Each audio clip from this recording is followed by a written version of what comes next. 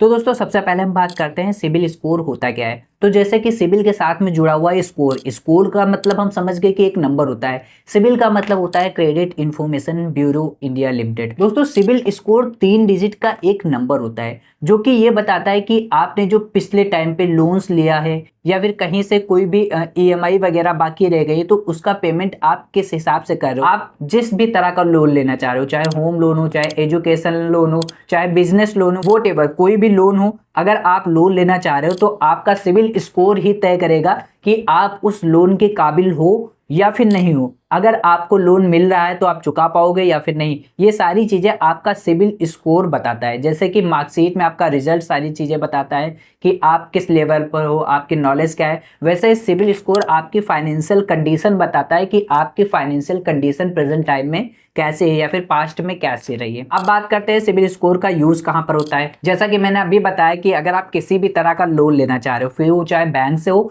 या फिर किसी भी फाइनेंशियल इंस्टीट्यूट से हो जहां पर आपको लोन दिया जाता है, तो सबसे पहले वो आपका सिबिल स्कोर चेक करते हैं कि आपका सिबिल स्कोर क्या है। उस हिसाब से आप एलिजिबल हो पाओगे लोन लेने के लिए या फिर नहीं। अब दोस्तों बात करते हैं सिबिल स्कोर कितना होना चाहिए। तो दोस्तों सिबिल स्कोर को 4 लेवल्स में डिवाइड किया गया है, जैसे कि poor, average, good and excellent. मतलब पुअर सबसे पहले आपकी कैटेगरी पुअर आएगी, देन एवरेज आएगी, देन गुड आएगी, उसके बाद एक्सीलेंट आएगी। हालांकि ये जो नंबर होता है वो 3 डिजिट का रहता है आपका सिबिल स्कोर, लेकिन जो कम से कम रहता है वो 300 और ज्यादा से ज्यादा 900 रहता है। अब समझते हैं कि कैसा रहता है। अगर आपका स्कोर 300 से 550 है तो आपको पुअर लेवल की कैटेगरी में रखा जाएगा। इसी के साथ साथ में अगर आपका स्कोर 550 से 650 है तो आपको एक एवरेज लेवल में रखा जाएगा। साथ ही साथ में 650 से लगाकर अगर आपका स्कोर 750 है तो आपको एक गुड लेवल में रखा जाएगा। इसके बाद दोस्तों अगर आपका स्कोर 750 से 900 तक है तो आपका एक्सीलेंट स्कोर होगा। मतलब इन 4 लेवल्स के अकॉर्डिंग ही आपका लोन पास होगा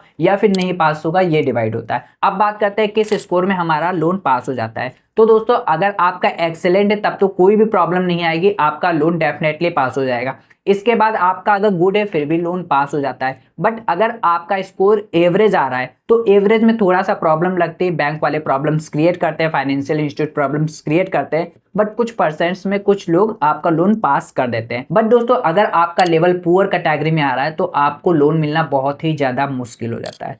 तो दोस्तों अब हम बात करते हैं तो हमारा सिबिल स्कोर कम और ज्यादा होता कैसे है। तो सबसे पहले बात करते हैं हमारा सिबिल स्कोर कम कैसे होता है। सपोज आपने पास्ट में कोई लोन लिया था, अब उस लोन को आपने नहीं चुकाया, टाइमली नहीं चुकाया या फिर टाइम के बाद चुकाया, अगर चुकाया भी, जैसे कि मान लेते 1 जनवरी लोन की डेट थी लेकिन आपने 1 जनवरी तक नहीं चुकाया या फिर चुकाया ही नहीं, तो आपका सिबिल स्कोर गिर जाता है। अगर आपने लेट में जमा किया तब भी आपका सिबिल स्कोर डाउन चला जाएगा।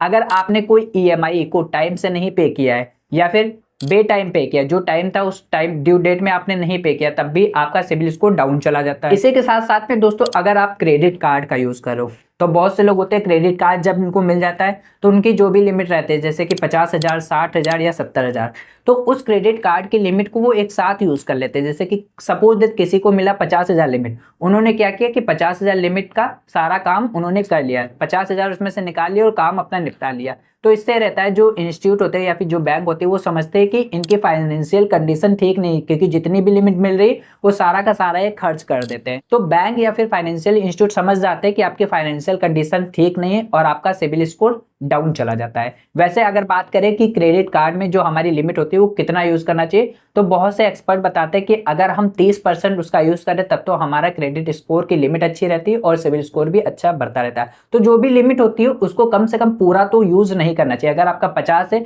तो आप 30 या 40 यूज कर लो, पूरा कभी भी यूज नहीं करना चाहिए। अब दोस्तों बात करते हैं सिबिल स्कोर कैसे बढ़ाना चाहिए।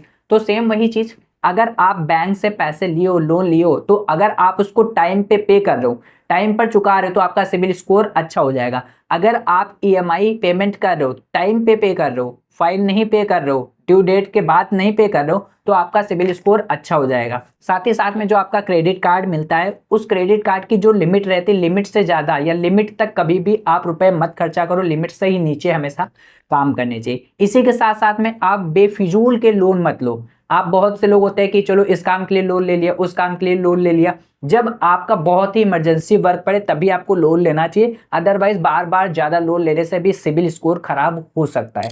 अगर आपको चाहिए कि सिबिल स्कोर कैसे चेक किया जाता है फ्री में और कौन कौन से डॉक्यूमेंट्स लगते हैं, कौन सा बेस्ट प्लेटफॉर्म है जहां पर हम सिबिल स्कोर को चेक कर सकते हैं, तो मैं आपके लिए एक ऐसी वीडियो बना दूंगा डेडिकेटेड जो आपके लिए बहुत ही ज्यादा हेल्पफुल रहेगी।